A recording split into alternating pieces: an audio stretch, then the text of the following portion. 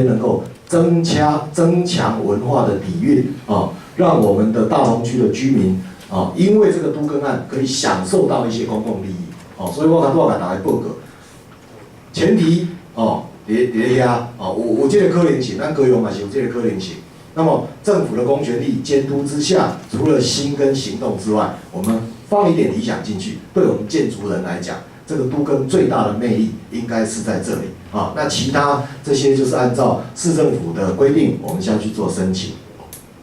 那整个基地的配置大概是这样啊，我前面配置了10几个店面啊，15间的店面啊，那文化局的公益设施这网条保规保叫顾伟，他一定说他一定要从凉州街入口，凉州街入口我在北处的不会跟他抢啊。所以就想办法在这边做了一个三角公园，把基地整个做对称，后面做一个庭园广场，让整个这个实验剧场它挑高是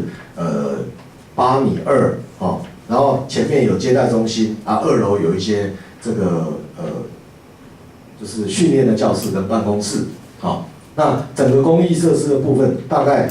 前面因为这个比较狭长然后它又配在后面，坦白讲不是很好设计。我们就帮他规划了一个艺文广场，一个文化走廊，然后剧场的门厅，然后给他储藏室跟楼梯跟控制室，然后这边就是一个挑高8米的一个实验剧场。那到了2楼之后，也提供他排练室、办公室、器材室跟挑空的空间。那其他的因为进出是分开的，各位如果有机会做都市更新、做公益设施的这个想法的时候，你尽量不要挑战政府啦你就是把它进出的动线分开。管理的权责分开，那基本上这个公共的这个议题，如果伊发展了好，伊嘛袂伤过影响到咱徛的这个安宁。那发展了歹，那基本上至少它也跟住宅做一个切割那当然有幸了，我们这个文化局，台北市的文化局，它也是这个出钱出力它也帮我们 promote 这样子的东西。那我们日后转交给文化局，就是要给演艺团体做办公跟排练的地区。那整个公益廊道的景观示意大概是这样子那整个规划的构想刚刚有大概讲了一下，它是分 A、B 2栋，那是地上15层，地下4层。那以这样子的营造预算，跟我们到时候如果做权利变换的共同负担，其实在台北市的标准，它大概可以编到12万、13万左右的价值。大概是营造的成本，那跟实际的成本是非常接近的。刚这个主秘问的是比较快台北市，你若讲以这种大楼来讲，你讲一坪要起到10万块以下，几乎是不大可能啦。因为基本上我们冷气不包含了，可是电器设备包括厨房设备、浴室设备，大概都要估进去，一定要估进去。因为台北市的核建基本上这些条件都是要满足的，所以以台北市的行情，大概差不多都是在11、2万到15万之间。那1楼的店面17户，那文化剧场2、3楼可以做一般的事务所把住户原来的都市更新绝对袂当干想着咱建商家己的，咱当然嘛想要好分，但是你头前那个问题，地主的问题，你若无解决，你想济拢无效。所以基本上我参与都更的案子，大概我都会先解决地主的需求解决完需求，那我再去解决我们自己建商的期望。那 A 栋就是比较大户的4户56、58坪，B 栋是6坪大概我们这个案子的大概状况是这样那这是凉州街，那这是 A 栋，这是 B 栋那整体立面的感觉是这样子然后整个夜间的感觉是这样子，这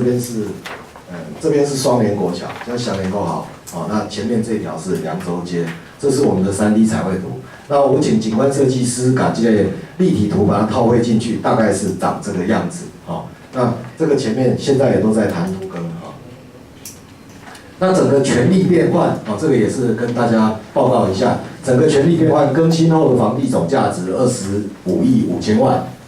那现地安置的部分2000多，共同负担12亿4，然后地主分配12亿8，所以我一直都在跟地主报告。这个我们这边其实还有地主分配的部分，加上也拆迁补偿跟租金补偿，差不多55所以以这个地区当时的来讲，当然当时我们评估的单价差不多是35万的均价哦，那现在差不多已经到43、4万以上的均价了，哦，大概现在的状况是这样。那整个台银跟土地跟承租户的处理，其实是这个案子的重点。所以，阮这个案件是为94年10月份正式发起，因为本来只是讲合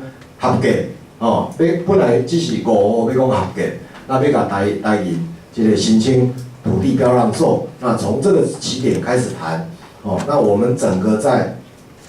95年啊，就是做概要的事情，那96年这个做公开展览跟审议的动作，那台银的动作，因为台湾银行。他在台北市的都市更新，他的政策是不参与权利变换，是安怎？因为伊若参加权利变换，伊就爱处理地上物的问题，啊，伊无迄个材料通处理，所以基本上伊就是要卖断的对吧？哦，他卖断了之后，那你即马甲租用的人，当然你有优先承购权，啊，所以伊就会当用阮这个包套，阮叫银行的信托这个包套，啊，把这个地主的房子跟土地都回归给某一个人。哦，那这样算下来，他们的成本还是比现在买新的要便宜很多。哦，所以当然就是让这些10几户的这个台银承租户，他们愿意参与的主要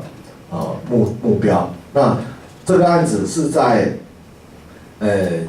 5月金融风暴之前地上物拆除啊，然后金融风暴之后就正式动工。我这个梯啊，你感觉一栋买偌济？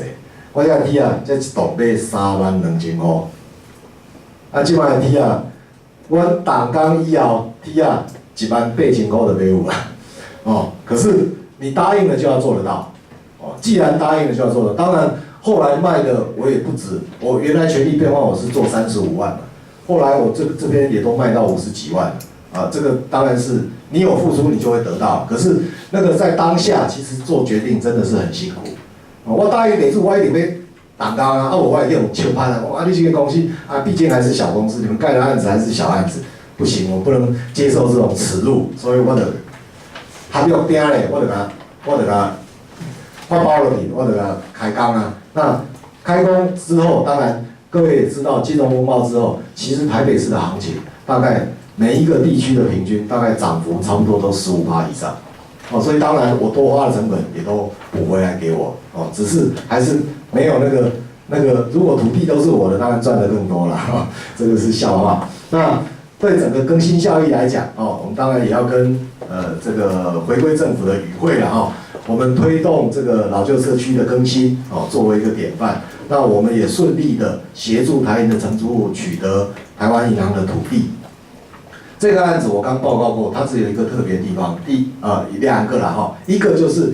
这个是首例哦，透过都市更新申请台银土地标让受的首例，台湾的首例。那第二个就是它是在当时做权变的氛围之下，哦，现在速度算是最快的哦。云鹏，我们现在下一个案子看能不能比它更快啊？就只能这样子期待而已哦。大概就这2个特点跟大家分享啊。那最后它有捐赠台北市政府文化局跟表演剧场啊。那我想简单的